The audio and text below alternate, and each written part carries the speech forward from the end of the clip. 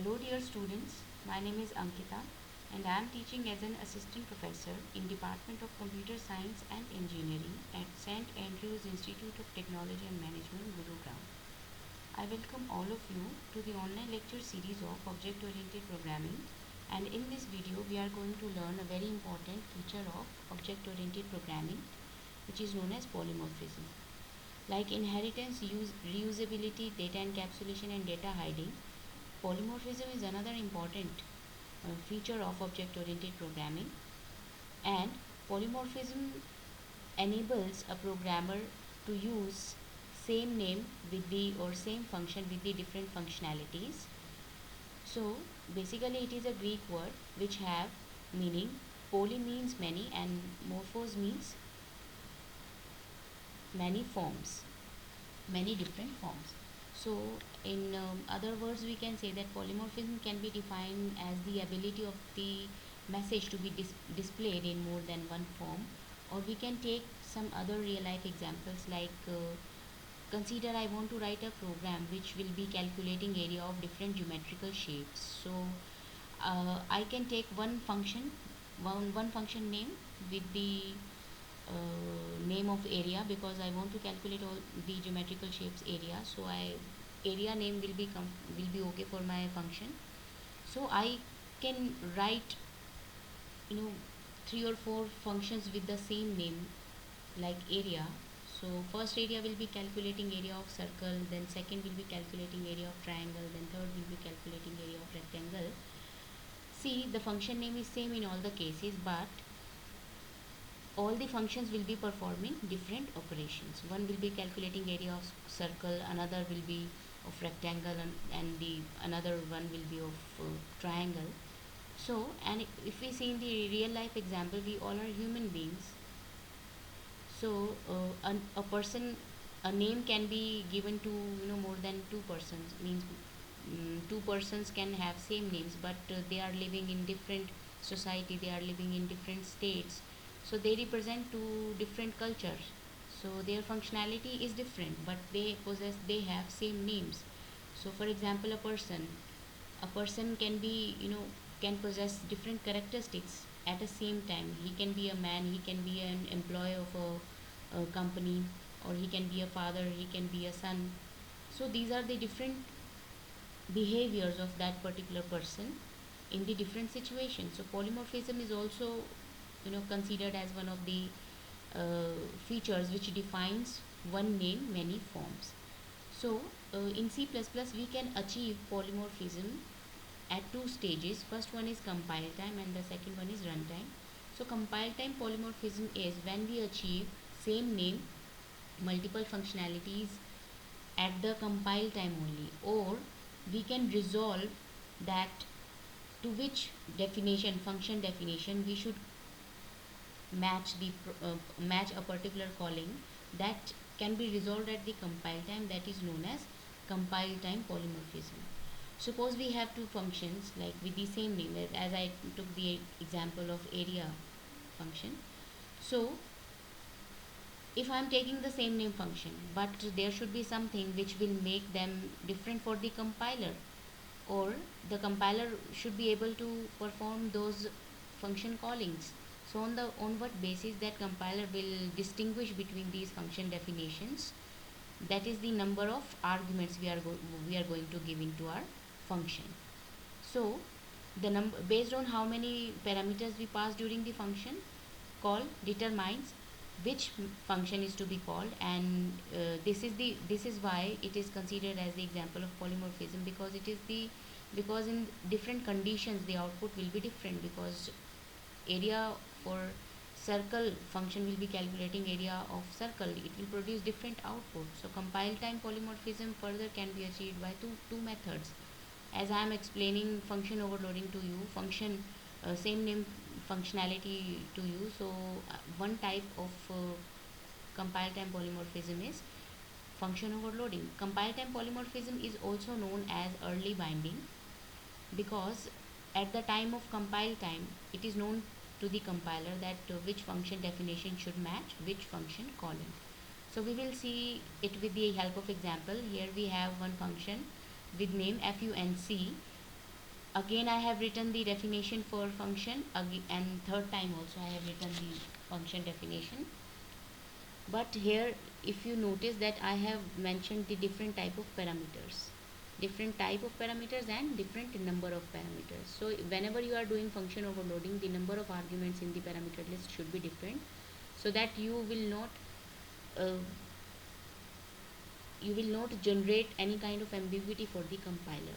Okay, so this function will display this x, and this will display this parameter, this will display x and y both. So in main function, when I'm creating the object of this class obj1, so when I'm calling this function 1 with the parameter 1, so this function calling will match with the function definition which I have written at the first place. So compiler will get to know that yes, this function calling should go to this function definition.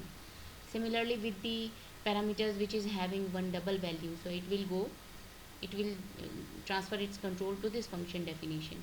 and and in the third statement also it will match the number of arguments that these are two, and the first one is of integer type and the second one is of float type. So by doing so, compiler will be able to distinguish between the same name functionalities of the functions. Okay, so even if we have same name variables also in different classes, then in case of inheritance also, as we have seen earlier, so in that case also we need some proper way to tell compiler that which variable belongs to which class. So we try to write our program so that our compiler should not face any ambiguity. So here we have another example for function overloading. This is class add, and some function which is having two parameters of integer type, the sum function again which is having three parameters, one is integer, second one is float, and then double. So all these two functions are performing addition. So when I create object and I am calling these functions, so it will, on the basis of the number of parameters and their type, the compiler will switch to the appropriate function definitions.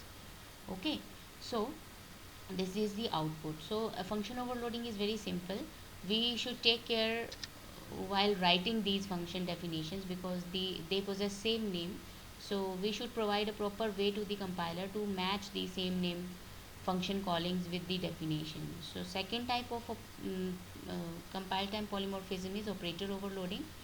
In operator overloading, uh, we specify, or by using operator overloading operator function, we specify the functionality of our basic operators for different type of data. For example, if I write int a is equal to, if I have int a comma b, caps lock is if I have int a comma b, then in the third I have r is equal to a plus b. I am writing this one. So for integer type or the float, I mean to say basic data type. For basic data types, the functionality of the operator is by default defined. That is already defined. But these are basic data type. What if I want to add two objects? So in simple case, it will not add two objects. It will not add two objects directly like this. So for such situations, we need to use operator function to define the functionality of this statement. So the meaning of the operator never gets changed. This is same for basic data types and the user defined data types. For example, to add two integer, operator plus operator is used. It will add two operators. For if we are using plus operator to add two strings, like if it is first string is Ankita and the second string is Sharma, then it will, if I write Ankita plus Sharma, then it will concatenate two strings. So in case of data user defined data type, we should also be able to add two objects directly. But in our normal program, if I write here obj1 plus obj2, if I do so, it will not work. It will not produce any output. It will generate an error only. So we'll delete So for such situations we use operator function, and this is known as operator overloading because earlier operators are already overloaded for integer, float, char, string arrays, but now this time we want to overload operators for our user defined data types.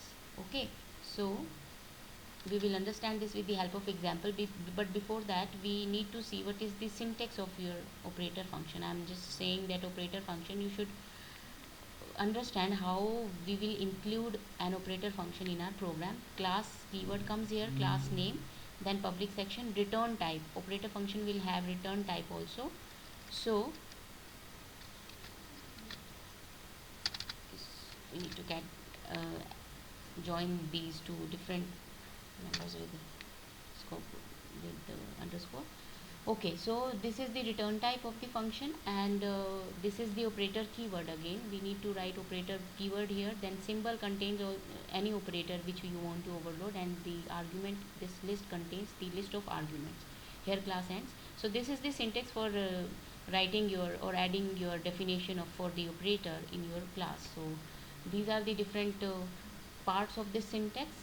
uh, Before doing operator overloading we should take care of few things, that what type of operators can be overloaded, can we create new operators from the operator overloading. So these are the list of points which you should remember while doing operator overloading.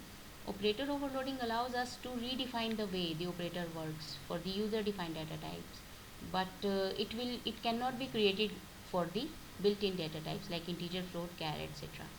And the two operators like equal to and ampersand, they are already overloaded by default with the user defined data types as well as built-in data types. So we need not to write extra operator function for these two operators. Operator overloading cannot change the precedence or associativity of the operators. So what is the precedence you are doing, you are using for the expressions, this will remain same even if you have used operator function in your program. There are four operators which cannot be overloaded. First one is scope resolution operator.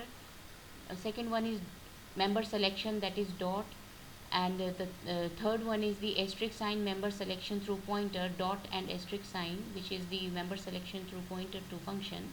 And the third one, fourth one is conditional operator, that is ternary operator. These operators cannot be overloaded. Only built-in operators can be overloaded. We cannot create the new operators from operator overloading.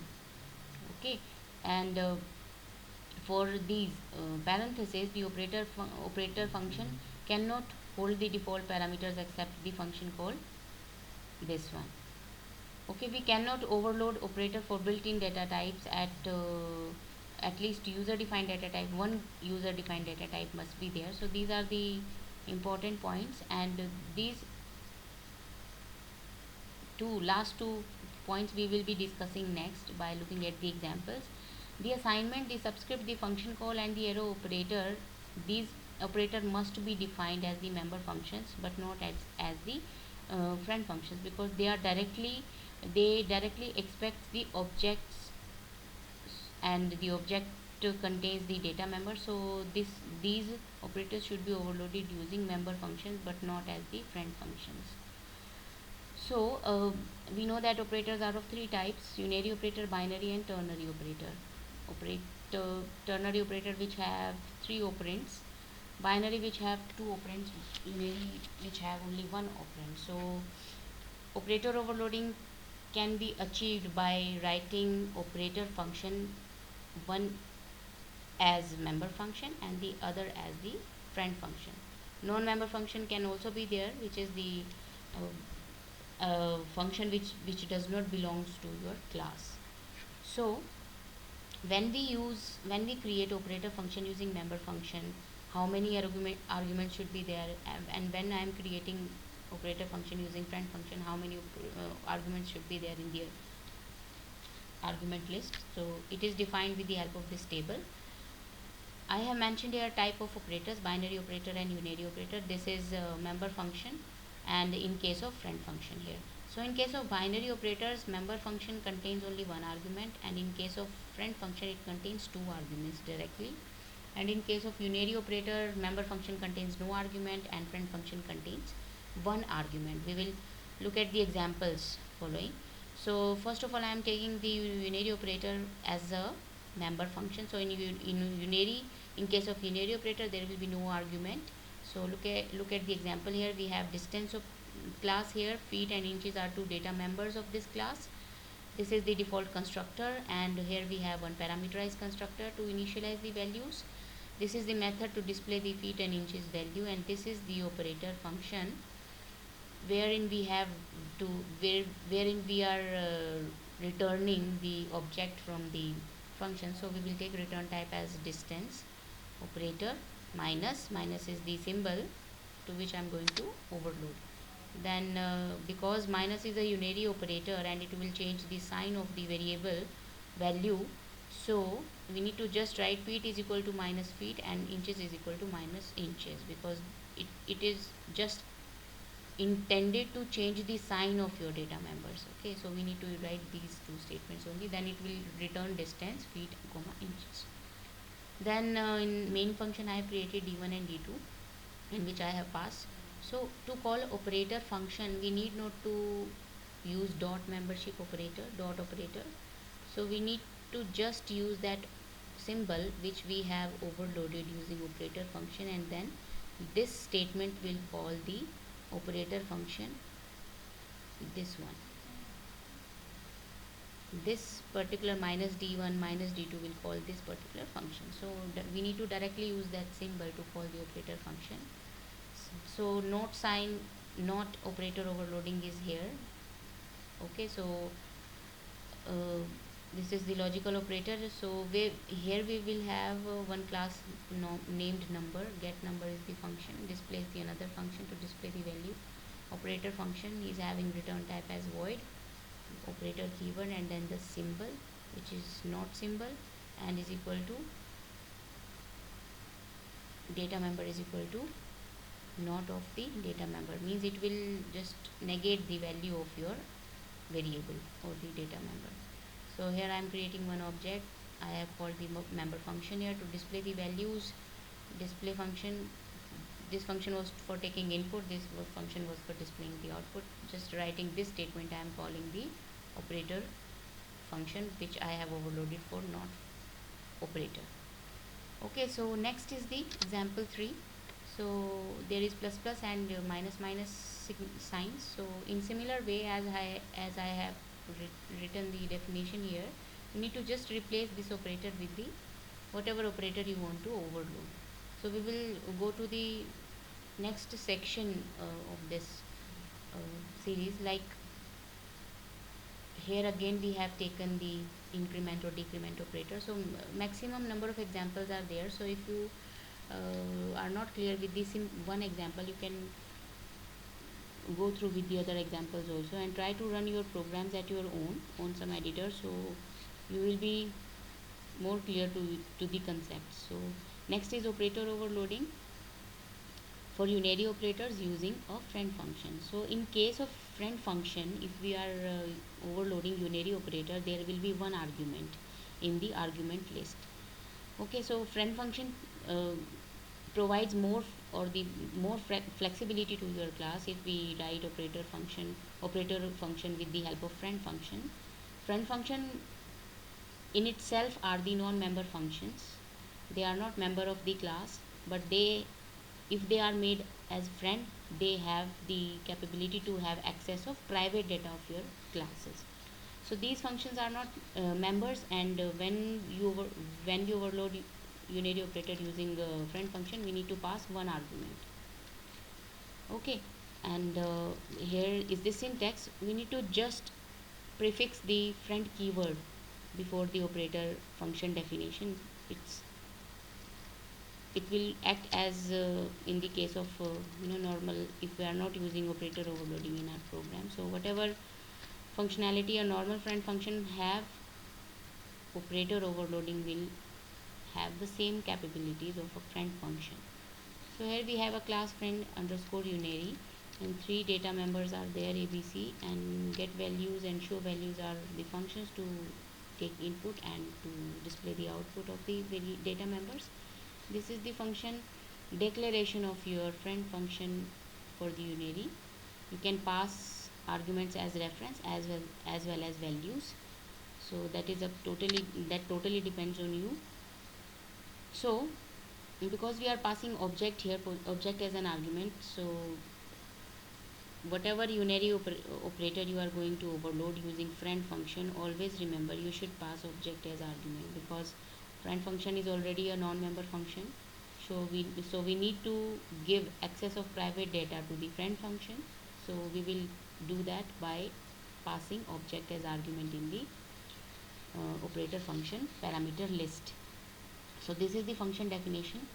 This is the unary operator minus, which will change the sign of all the data members. So the definition goes here. This is the function class name, basically friend underscore unary.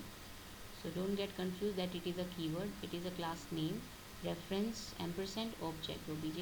So it will just change the sign of all the data members. And here this is x1 object is created. Get value and show values are called to see the values before overloading, and after overloading these values will get their sign changed. So if any value is positive, then it will become negative.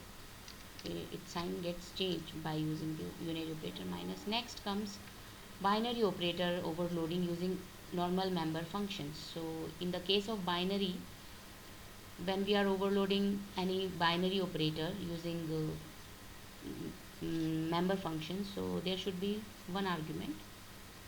Okay, so see the example here. We have taken class complex. Real and imaginary are two data members of this class, and this is the function to get the values or to take input. This is the definition for the operator function. Like complex is the return type, and I am returning the object from this function. So I have taken return type as class name, operator function, operator keyword, and then the symbol. So one parameter will be there, so I will pass complex obj. I have created one object here. That complex temp is the temporary variable to store the result of the real and imaginary addition. At the end of the function we will return this temp object. The next one is minus operators. In the same program I have included two binary operators. So same definition goes with the minus binary operator, but this time it will subtract the real portions of your object, of the imaginary parts of your project, of your object. So in the main function we have four objects created, like c1 get value, c2 dot get value to take the inputs, and c3 is equal to c1 plus c2, where we have written this statement. This statement calls the operator function directly. When we want any operator function to get called in our main function, then we need to just use that symbol, so that operator function gets called automatically. We need not to call that function using dot operator. So similarly for the subtraction also, we have stored the result in c4. So it is very simple example, and you can write your own programs also by following the syntax, proper syntax, with the reasons that why we have written the operator keyword and where we need to add the symbol. So in main function there is no need to write extra statement to call operator function. Operator function gets called automatically. So again there is an example to show the binary operator overloading using a member function. So this is again a distance class in which I have taken this pointer to point out the data members of your class distance, which are feet and inches. So this we will directly go to the main function. So here I have written d3 is equal to d1 plus d2. So again we are calling overloaded function. So by simply writing this statement, no, if we do not have any operator function in our class, then writing such situation becomes problem for the compiler. We cannot add two objects directly if a program do not contain any operator function. So we write operator functions, or we do operator overloading to perform such statements. So next is the binary operator overloading using friend function. We will again the friend function contains friend function declaration is written inside the class, but definition is always written outside the class. So binary operator overloading will contain two arguments in case of friend functions. We have taken class multiply. We are going to multiply two objects of the class. Here we have added the declaration for the friend function. Friend keyword is there, multiplies the class name or the return type. Operator is the keyword and plus or asterisk is the sign for the multiplication. Here this is the declaration, and this is just set function to set or to take input for the variable for the data member. Okay, set and get to display the output. And next we have the function definition for the friend function. In the definition we do not prefix friend keyword here. Multiply is here, operator, and then asterisk sign, and then the two arguments, object obj1 and ob1 and ob2. Here we will just perform the multiplication of these two objects. We need to take a one extra variable which will be temp, and this function definition returns temp after multiplying these two objects. Then in the main function I have created two objects. ob1 sets the value, ob2 sets the value. Then to display the value before overloading we will call get function. Then we have created one third object to store the result of multiplications, and we can write the statement ob1 multiply by ob2. So these two are passed as an argument to the operator, so operator function gets called here. Okay, so when I'm writing this statement, these two will act as the two parameters of the operator function. So these may be different also, but these two variables have the same relationship as the call by value have when we do the simple programs in C. Okay, so these you can consider runtime entities. Okay, so this is the next example wherein I have created a distance class in which I have used this pointer also. So go through with this program and try to run it on the editor. The same functionality will be there as we have seen in the class of in the case of multiply class here. So we will proceed next to the very important section of this operator overloading, how we can overload new and delete operators in C++. See, these two operators are used to create memory dynamically. So these two operators can be overloaded globally or as as a member function of the specific classes. So if these operators are overloaded using member function for a class, that means these operators are overloaded only for the specific class. So we need to write the definition inside the class.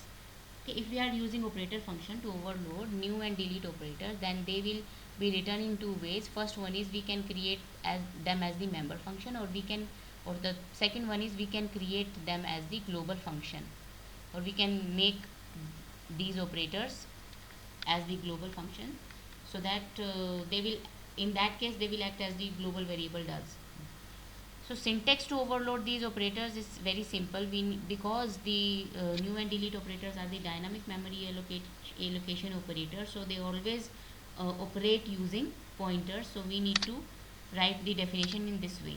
Void is the return type of the pointer, asterisk sign with this is representing the pointer here, operator keyword and new, then size underscore size t.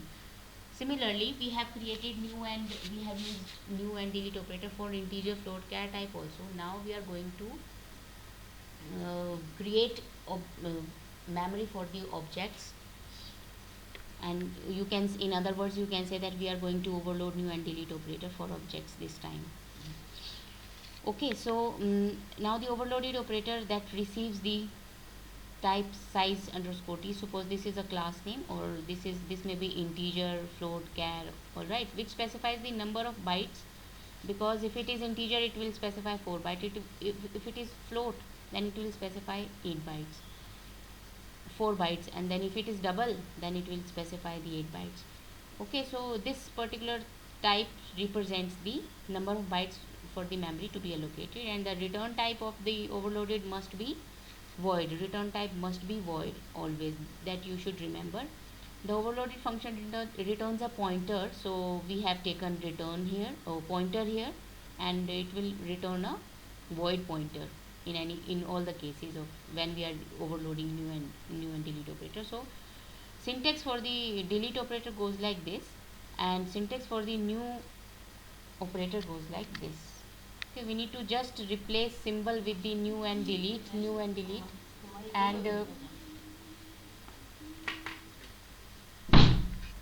and here we need to just write the